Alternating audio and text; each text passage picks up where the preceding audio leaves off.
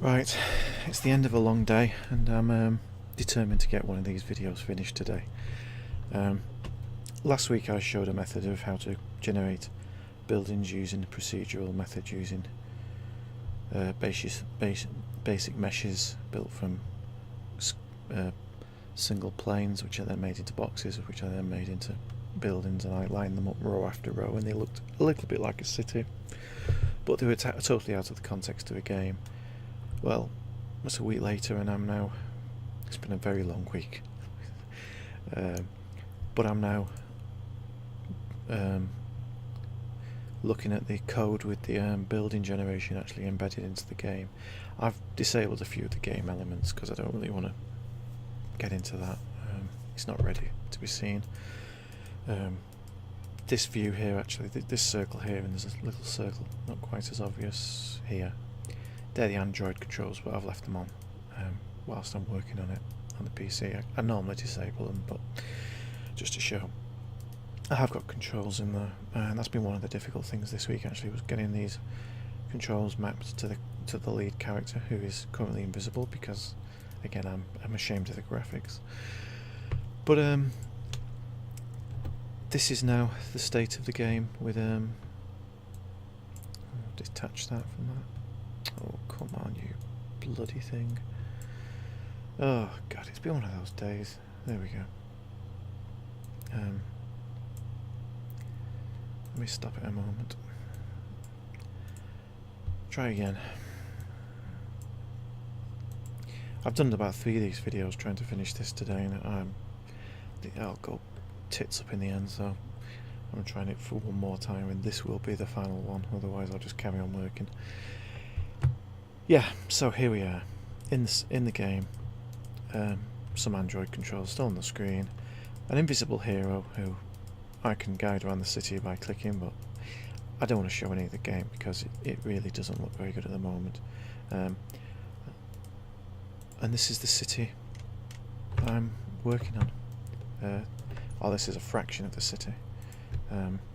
It's an enormous city. It's still very repetitive, but now I have created code which takes my building mesh creation and it places it in a context of applying them to a larger map. The map is generated into blocks with roads connecting them.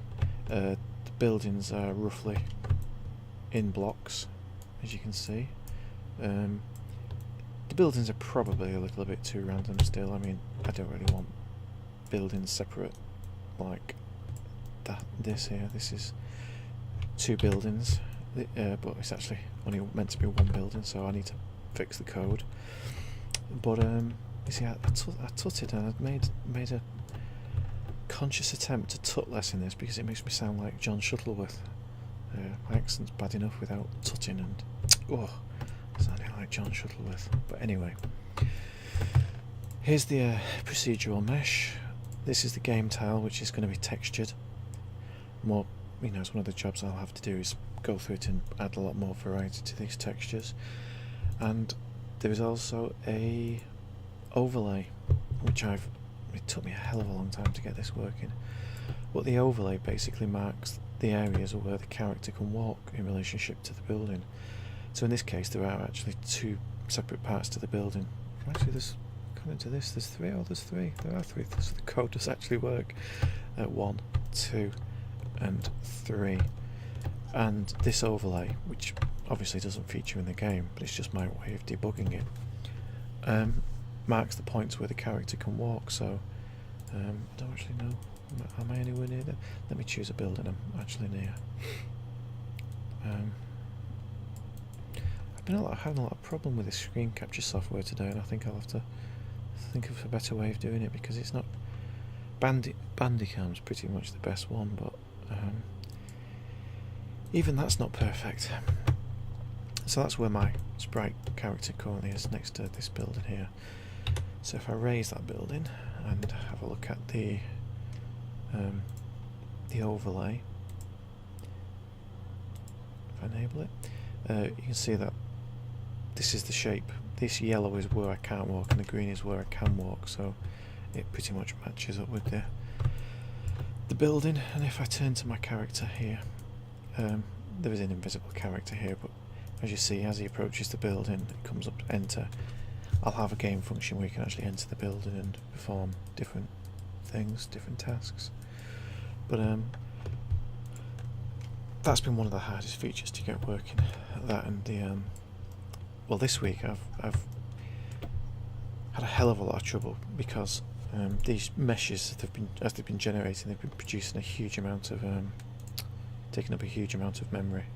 The stats that currently are well, the frame rate's not looking too good because I've created a huge city to demonstrate, and even though they're invisible, there is a lot of calculations going on to move around the citizens who are also invisible and the hero who's invisible. So there's a lot of game code function in the background, and I would never actually have this much city working at any one time because there's a lot of, you would see a lot of characters walking around. But the main point here of showing that is the VBO total. It's been getting huge. I fixed it by asking Unity to release memory all the time, but really it's not been a great week trying to overcome memory leaks. But the game's working fairly well. It works on Android now. I wasted about 3 days last week implementing some nice lighting which doesn't transfer to the Android Unity. The shaders just don't work well enough. I spent a good few days studying shaders and trying to write my own shader, but I think it's too difficult at this stage to try to write my own shader to have a day-night cycle with shadows. There is a sun which I've also disabled because although it does work and it looks quite good on the PC, the whole point of doing this is to have a game on Android, and I'm not going to be able to do that with the shadows as I'd wanted, but anyway, maybe in the future. And this then is the is my city, or a small fraction of the city, the edge of the city maybe. I've got lots more to do. I'm going to fill it with a lot of street furniture. I've started a little bit here. You can see I've created some street lamps, some cars, which won't be moving, but hopefully will be textured and will look, make the streets look a little bit more interesting as the game proceeds. I've added an inventory system in the last week, the basics of a skill tree, scoring, a new GUI which looks pretty nice, but again I'm not going to show it off because I'm not entirely sure if this is going to be a game or what I'm going to do with it, and I don't want to be spoiling it by showing you things half finished. I'd like to have the game looking pretty good before I show it off. It looks okay. I'm only here by myself working on this. There's lots of things I would like to do and lots of things I would like to add, but a lot of these textures need fixing. I still haven't decided on the camera angle at the moment. I've got it set to that, but it could be anywhere from let me have a look at the main camera, maybe something like that. Ideally I'd like something which shows off the city, but I might yet implement a map view. I could even go to a very low third person view, possibly even a first person view, something like that perhaps. Like I say, I'm not at that stage yet where I can make those decisions, and after a very long week I'm just about got the city working and looking pretty decent. The blocks are working, the road systems are in, and Bandicam is about to tell me that my 10 minutes is up. I'm sure there was loads of other things I wanted to say, but I'll leave it at that. I hope there are people watching this. I have no idea. If they do, I don't look to see the stats or anything. But this is the state of the game after 2 months, maybe. Thanks for watching.